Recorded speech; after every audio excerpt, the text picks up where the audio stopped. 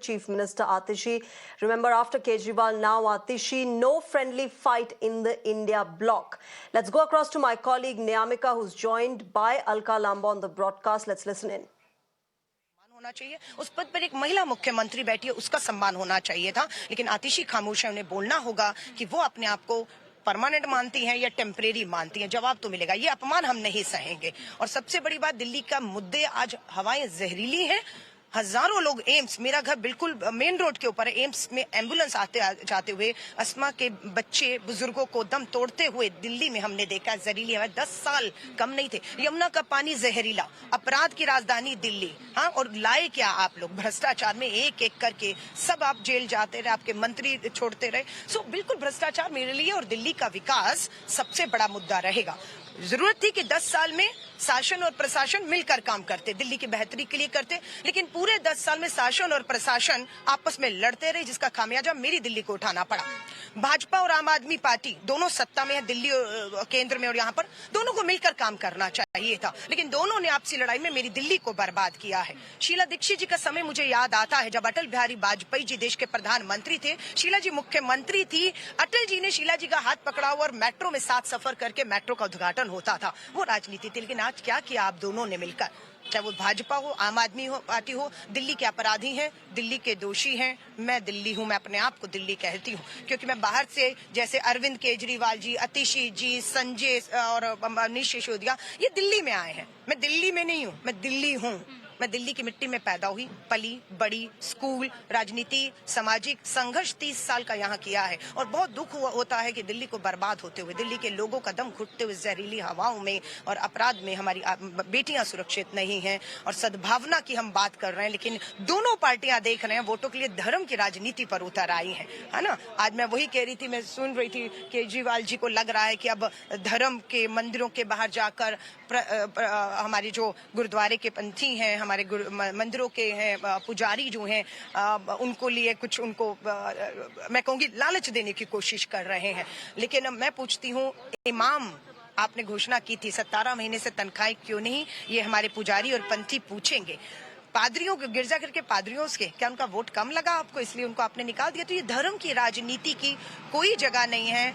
राजनीति का धर्म जरूर होना चाहिए, लेकिन धर्म के बीच में वोटों की राजनीति चुनाव के टाइम पर लाकर आप आग से खेल रहे हैं। जिस तरीके से आप घोषणा की बात करें, महिलाओं को लेकर भी काफी घोषणाएं जो है वो की गई है। इनफैक्ट अगर आम आदमी पार्टी की बात करें तो जब सत्ता में आई थी उस समय सबसे बड़ा मुद्दा अगर कोई उठाया गया था तो वो महिला सुरक्षा का उठाया गया था, लॉ एंड ऑर्डर सिचुएशन का उठाया गया था। अभी की जो स्थिति है उस पर क्या कुछ कांग्रेस पार्टी की स्ट्रैटेजी रहने वाली है, क्योंकि आप ऑल इंडिया महिला कांग्रेस की प्रेसिडेंट भी है, आपने काम भी किया है मैम, तो क्या कुछ आपकी तरफ से उठाया जाएगा एक महिला होने के नाते सुरक्षा की अगर बात? देखिए, आपने दिल्ली में मेरी दिल्ली की मेरी बहन और बेटियों की बात की, उनकी सुरक्षा की बात की है। कहाँ है वो बसों में पैनिक बटन?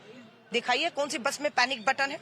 दिल्ली की मुख्यमंत्री को मानना पड़ा कि फ्री बस सेवा की तो घोषणा कर दी, पर वो बसें जहां पर महिलाएं खड़ी होती है उस बस स्टैंड पे बसें रुकती तक नहीं है। बहुत गुस्सा है महिलाओं में, इसलिए मुख्यमंत्री को आकर 10 साल बाद स्वीकार करना पड़ा कि बसें तो फ्री कर दी पर रुकती नहीं है, और महिलाएं गुस्से में, इसलिए कह दिया मैं अब कार्रवाई करूंगी। कार्रवाई का समय चला गया, आपने आंखें बंद करके आप और केजरीवाल जी बैठे रहे, जिसका खामियाजा बुरा है। अब 10 साल का हिसाब चुकता करने का समय, और कांग्रेस पूरे दम से मैदान में ताकत से उतर रही है। अब मुख्यमंत्री के खिलाफ चुनाव लड़ने वाली है, क्या हम मान सकते हैं कि अगर कांग्रेस पार्टी सत्ता में आती है तो मुख्यमंत्री का चेहरा आप होंगी कांग्रेस? देखिए, मैं फिर कह रही हूँ, दिल्ली में खोई जमीन हम वापस पाने जा रहे हैं, क्योंकि लोगों ने अब देख लिया, इन सबको देखा, हमें भी देखा, और अब शीला दीक्षित वाली दिल्ली को याद कर रहे हैं। हम लोगों में जा रहे हैं।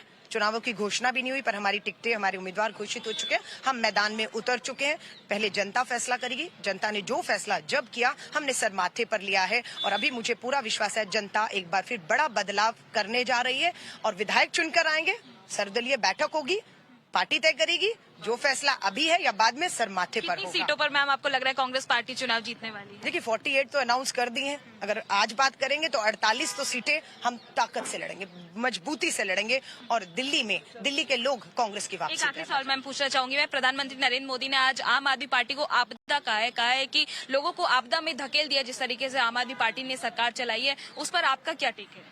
देखिए, मैं प्रधानमंत्री जी से कहना चाहूंगी, बिल्कुल आप सही कह रहे हैं। दिल्ली के मुख्यमंत्री और आम आदमी पार्टी ने सबने मिलकर दिल्ली को आपदा में धकेला, पर एज अ प्रधानमंत्री, केंद्र शासित राज्य है ना, सातों सांसद आपके हैं ना, एलजी, गृह मंत्रालय, आप क्यों आपदा में दिल्ली के लोगों को पीड़ा और दर्द में, जहरीली हवाओं में, जमुना के गंदे पानी के पीने की और अपराध में आपने क्यों छोड़ दिया? जितनी आम आदमी पार्टी दोषी है प्रधानमंत्री जी इस आपदा के लिए, उतने ही दोषी आप भी हैं। आपको भी जवाब देना होगा। धन्यवाद। Thank you so much ma'am. So that was miss Alka Lamba.